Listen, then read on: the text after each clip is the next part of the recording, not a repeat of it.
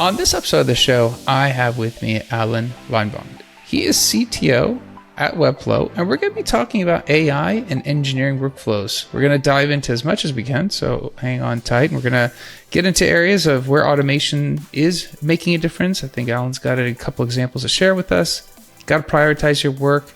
AI gives you those superpowers, but you have to actually be really judicious of where you are looking to optimize and augment capabilities. We'll also talk about, the iteration and process changes that you might have to go through to bring AI into the workflow, and a couple other things if we can. Allan, thanks for taking the time. Thanks for having me. Looking forward to this conversation. Absolutely. Before we start, if you could let everyone know what Webflow does. Sure. So Webflow is a website experience platform. Essentially, we help people design, publish, optimize, localize, and analyze websites. We do it for millions and millions of websites across the planet, and it's a pretty fun place to work. Absolutely. All right, this topic, we're going to be talking about something that is hitting every engineering leader's radar, which is obviously using AI tools in general and the engineering workflow.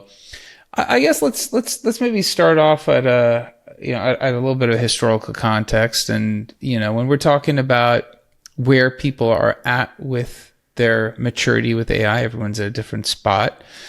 I guess for you, what you're seeing within your purview, where are you guys within that maturity curve? Are you early stages, deeper in the weeds of AI? Kind of where are you guys sitting right now? I think we're pretty deep into the weeds of AI. We have engineering workflows that are augmented by AI for a lot of different things within the company. We happen to offer up a number of different AI code gen tools and productivity tools that the entire engineering team uses. Just to give an example, everyone's got a ChatGPT Teams license. We have bought both a tool called Augment Code as well as Cursor for all of our engineering team members. We kind of let them use them for different use cases. We can talk through that. We build private GPTs from inside the company. I use it to do my employee reviews. It's makes my HR overhead move much, much faster through the system. We use AI tools on our Confluence pages to help write our Jira PRs. We're using AI everywhere we can. And I think the goal is to really, enhance our workflows, to make our workflows move faster, to allow people to do less of the, I'll use it, drudgery work. It might not be totally drudgery. That might be not entirely fair, but less rote work and more introspection, more time spent doing fun engineering things, more time in the code, more flow time as we build out products and features, and less time doing some of the stuff that we all do 1,000 times a week that we just wish there was a bot to do for us. I mean, that you guys are definitely deep into the weeds with AI. I guess a question, and this has come up previously, and I'd love your view. Traditionally, engineers have been very close in proximity to code, right? Either they've had to write it themselves or, learn a new code base. Whenever you join a company, there's a process where you're going to have to find your way around new code. I guess everything you mentioned of us kind of, having these tools to assist us is from an engineering perspective. Do you feel or do you see a disconnection with code, or is it just the relationship's different? I think the relationship is different. I do think everyone needs to become a great prompt engineer and understand how to use the tools. However, one of the most fun things I do is I chat with the code. We use this tool called Augment Code. I mentioned it briefly, and I also do this in Cursor. But we just explore with the code. Hey, where in the code base is this particular database call? Hey, where in the code base is this bug that I see? I can literally use multimodal AI, take a screenshot of a bug, drop it into Cursor, have Augment say, oh, I see the problem. I've parsed the image. I run OCR on it. And here's where you can go look in the code to fix it. So I find myself chatting a lot with code. I find myself using AI and the AI tool set to explore how the code is doing things, to understand where we have, big O of maybe not so great O(1) type operations. Where we want things to be big O of 1 and they're more big O of n squared type operations. And I think the relationship with code is really changing. The other thing I think that is changing is for a lot of these like more simpler tasks that we're having people change, the code gen tools are able to perform them fairly well. So I find myself in the world of code reviewer quite a bit more than I used to be. So I'm spending less time maybe searching and hunting in the code and trying to find the issues. I find myself spending more time chatting with the code, prompting to do fixes, testing it, because you still need that human in the loop to test the result. Although I will say with browser MCP and some other things we're seeing even some of that automation show up now. And I find myself doing a lot more code reviews or asking people who are maybe more subject matter experts in that particular area of the code to do the code review. So the short answer to your question is I think our relationship with code is changing. I don't think we have to, VI or Emacs a blank file and start typing every import from hand and generating code. But I think we can end up in a situation where we can talk to the code base. We can use AI code gen tools to help us augment, change, fix bugs, even verify those bugs. And then humans in the loop to review that code base and find out if that really was the right answer given what we're doing, or is there something else that needs to be optimized for performance or scale. So that's what we're seeing, at least. And we're seeing it sort of across our entire engineering team. Absolutely. I guess, in talking about the relationship with the code, it almost sounds, if I were to speak to an engineering manager or someone in engineering leadership, it almost sounds like if an IC was responsible for these activities, they are almost a mini engineering leader where they have to go through some of those review aspects, understand what's being written, and maybe something that hasn't been touched on is the prioritization of making sure they're spending their time in the right place. Because obviously, if we are taking away, like you said, some of these actual sitting on the keyboard and tapping out code, you have to know where the next highest value of your time is going to be spent. Yeah, I think that's right. I mean, I think the sort of the common in the ethos engineering and software engineering is dead vernacular is not right. I think what we're seeing code gen tools and AI give powers to people that might have taken a lot longer to learn. We hire new college grads.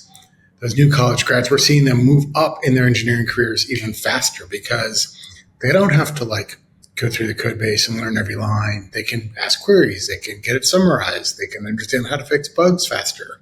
So we're seeing people actually sort of expand their impact across the code base and across engineering by using these AI tools. And that's what everyone wants, right? Every engineer wants to have an impact. I like to say that, the best engineers I know want to work on hard problems. They want to fix things at scale, in our case, scale, the internet, and they want to ship to prod. So, I guess there are engineers that love to work on very hard scientific problems that one person looks at in their career, and that might be great for people. But for the companies I've worked at, it's all about internet scale. It's all about shipping to prod. And the faster you can get people to move through that cycle, familiar with the code base, fix a hard problem, ship it to prod, I think it's so gratifying and so rewarding. And I love seeing more people able to do that. Interesting, because I want to maybe touch on the entry level aspect. And the reason I do is everything we're hearing in the media, and if you go on social media, you'll hear people saying, what's the point of getting a CS degree? Entry level jobs won't be there. I just heard from you, and obviously, this is your experience, that you could take somebody early stage career and ramp them up, and they can actually have a different trajectory. Is there, and again, we've seen this with other technology shifts, there's a bit of concern and fear until we then get used to the technology. In this case, it seems like it's a wider technology. So if we were to look at, the cloud, or we were to look at mobile, they were a little bit more narrow impact. But can we draw anything from those in terms of what you're seeing, even with this example of, entry-level, junior-level engineers ramping up quickly and just previous experiences with technology, or is this completely different in that sense? No, I think your analogy is spot on. So I grew up in the world of networking. I grew up, coding routers and doing very level detailed things in TCP/IP. And all sorts of stuff in that level. I can go to, sort of packet formats and byte counts if you want to do that. But I think that, as the cloud came in and we saw people sort of take, BGP routers, NAT gateways, VPN terminators, and move them into software on top of things like AWS, there was a fear, like network engineering is going away. This isn't going to happen. And the truth is we just saw that skill set move to a different area. Now we see those people either working with the, large scale cloud providers, or they're the ones that are sort of in charge of setting up your AWS gateways, your AWS security groups. NAT is still a thing. And, I just see that while that shift happened in cloud from it's a physical box with ports and speeds and feeds into software, and the cloud from a networking point of view, even from a server and systems point of view, changed. But I still tell you, there's a lot of people that work in, servers and networking in the industry. Now, if you take that parallel into software engineering, yes, there will be people that will move up that value creation curve. Instead of having to spend 18 months, 2 years trying to learn code base, maybe it's going to be a much faster time frame and they'll have that greater impact.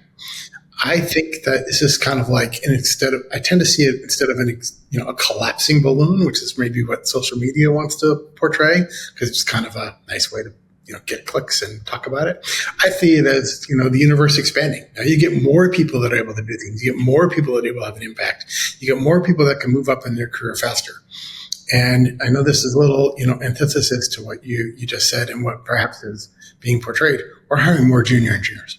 And the reason we're hiring more junior engineers is because if they have the right education, if they have the right background coming out of school, they have the curiosity, they're not constrained by this is the way we did it 10 years ago.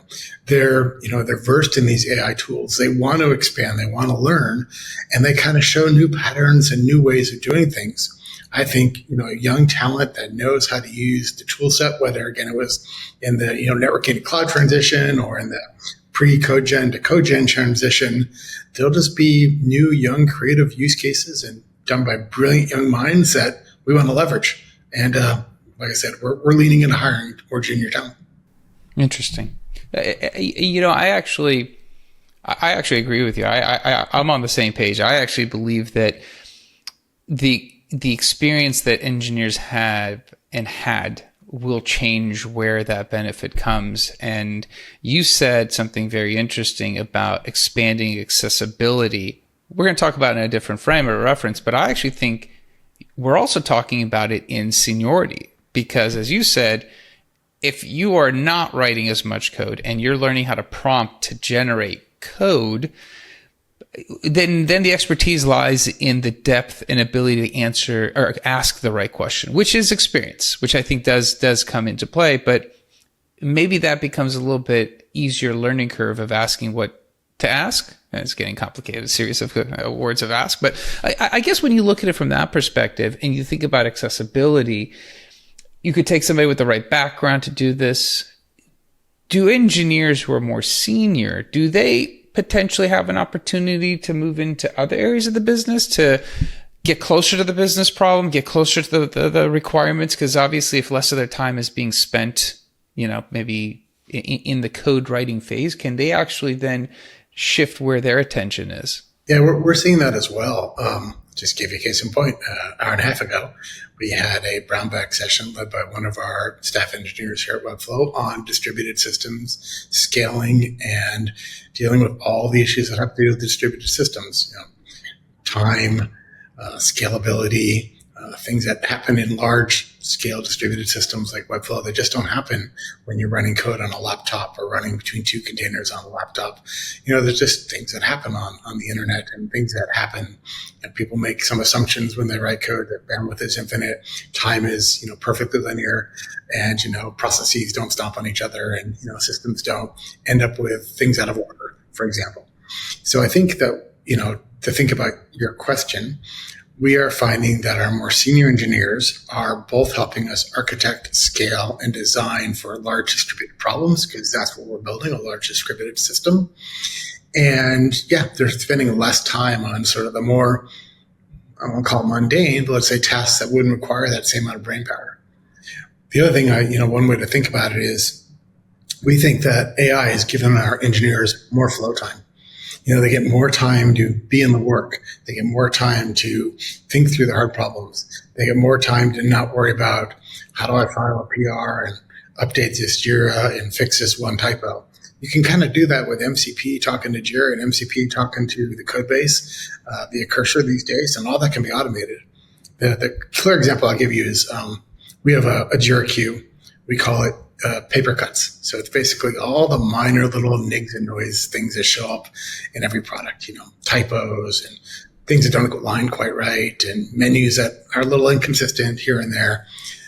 So we have this queue of things. I was playing around the other day and I basically fired up a bunch of background agents, again, using Augment Code, remote agents. I said, go read this Jira ticket, evaluate if it's a quick fix or not, comment on the ticket, file a PR, make me a local branch, and test it.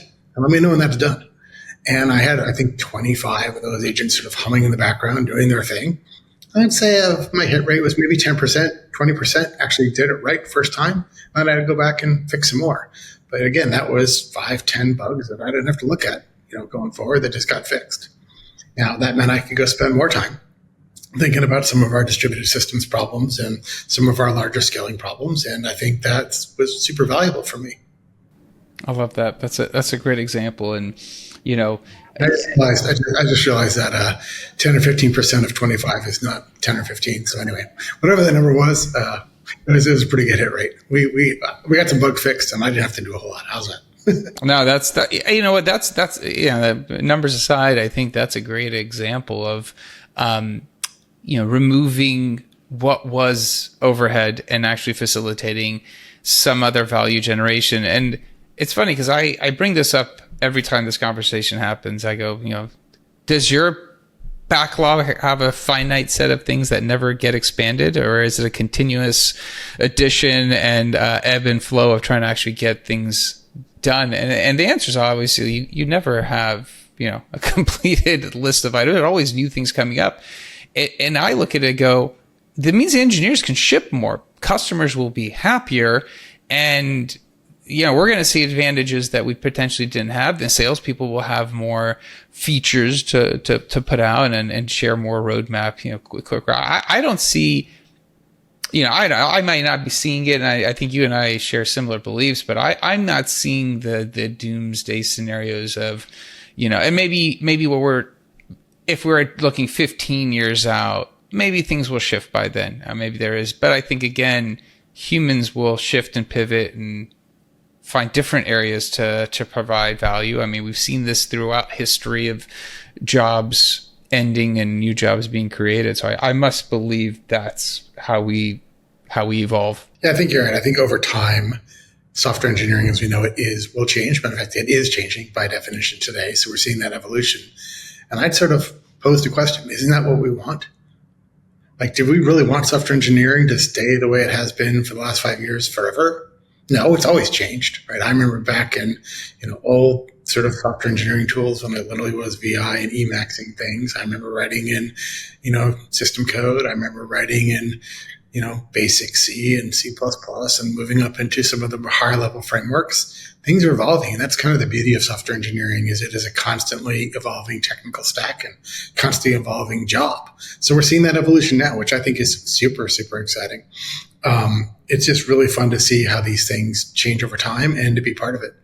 I think that, when I think about what's happening here at Webflow, to your point, our backlog isn't zero. So there's clearly work to be done. If I go to my engineering managers and say, do you need more headcount? They all say yes all the time. None of them say, no, we're good. Fire everyone. No one says that at all, ever. And, I think that when I look at sort of like the core engineering metrics, our ship rate of deploys is increased by about 35% over the past 2 months. Our ship rate of PRs has increased around the same. We're shipping 10, 15, 20 times a day, if not more. We're, committing more PRs. The PR growth is exceeding our hiring growth. So that should tell you that we're accelerating our ability to ship more code into production. Our change failure rate, as in the number of times we ship something to production and then had to have it backed out because the robots did the wrong thing, is down. So all signals to date show higher productivity off the same engineering code base with fewer bugs and able to get more features out to production faster. So that's all goodness. got to keep going. Yeah, and that's I love the progress. I love the metrics. And I was going to mention, you said 5 years ago, and you referenced even going further back. I think if we were to look back in the history of software development and we go, 40, 50 years back, it was really difficult. You need to have a specific skill set and mindset to actually produce software. And I think we've seen, when we talk about accessibility, we've seen other people fill other areas of software specialization because some of it's been extrapolated away. There's been specialization. There's a UI, UX component. And we've seen all this development of, the web and mobile has exploded in all these other roles that we never had.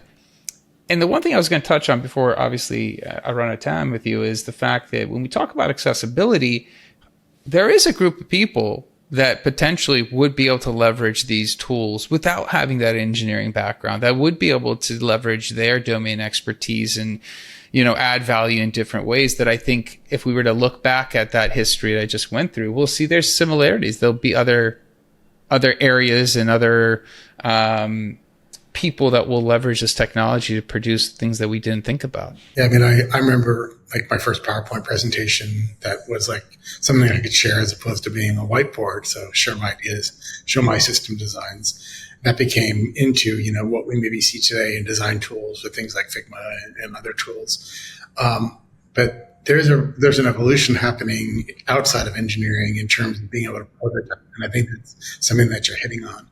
Our product team here at Webflow has Claude code licenses, and they did a build day. I think it was last week or just a couple of days ago now.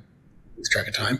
But essentially, they went off and built prototypes for our next gen product and shipped prototypes to engineering and said, "Okay, we're not going to write PRDs anymore. We're not going to do fig jams anymore. We're gonna send you a link." And send you a link to what we actually think this should look like and how it should work. Now, it's not functioning code, to be clear. It's, the front end, not the back end. It doesn't scale. But I think that dynamic of allowing people to use CodeGen and AI for other use cases than production code is something I'm definitely seeing. And I think it just rocks. Like, use CodeGen and show me what you actually want to build so I don't have to write up a whiteboard, a PowerPoint, a Google slide. Just show it to me and let me play with it. That's so cool. It's really interesting. We'll probably run out of time getting into this, but I think when we think about software methodologies, Scrum mainly, of having a product owner and a backlog and describing features and having to do all that stuff because you had to use words to describe what somebody wants because they obviously can't envision it or put it a picture, pictures with 1,000 words. I do feel that we're going to see shifts in some of that underlying methodology of how we used to develop software. And I don't know where that's going to go yet. I know it's going to change. And I think Scrum has to evolve because I think as you just, described with the product team, a picture is worth 1,000 words. We don't necessarily need to write out what we wrote up for because we can see what they really want. And that's a much easier target for an engineering team. Yeah, I totally agree.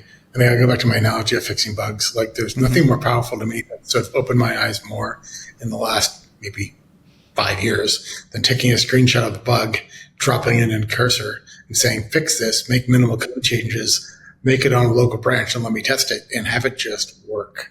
That's been pretty cool. So that multimodal aspect of AI to generate and find in our code base and help us solve those bugs fast, it's all goodness. Because in the past, you're right, I would have had to take a screenshot, open up a Jira, describe it, maybe put one little red boxes around it, maybe, say how I wanted it to work going forward. So when I have to read it, they'd have to parse it, they'd have to search through the code, they'd have to make the change. Everything I just said is a whole lot longer than drop screenshot, say, fix this, go, sort of thing. Absolutely. Allan, I love this discussion. It's one of those where we're gonna have to have you come on for a part 2 because obviously we didn't get to touch on everything and I'm cognizant of our time. If somebody does, and I know everyone's at different places within the maturity of using AI within their workflows. If somebody does have a question, what is a good way of kind of asking you a follow-up? Oh, I'd love for people to reach out to me on LinkedIn. I'm also just at Leinwand, Leinwand on Twitter. So Twitter/X. So feel free to reach out to me on either of those mediums. You can also find me on the Webflow forums. I'm not a hard person to find. Awesome, man. I appreciate your time. Thank you for coming on. Thank you for sharing. Thanks for the opportunity. Absolutely.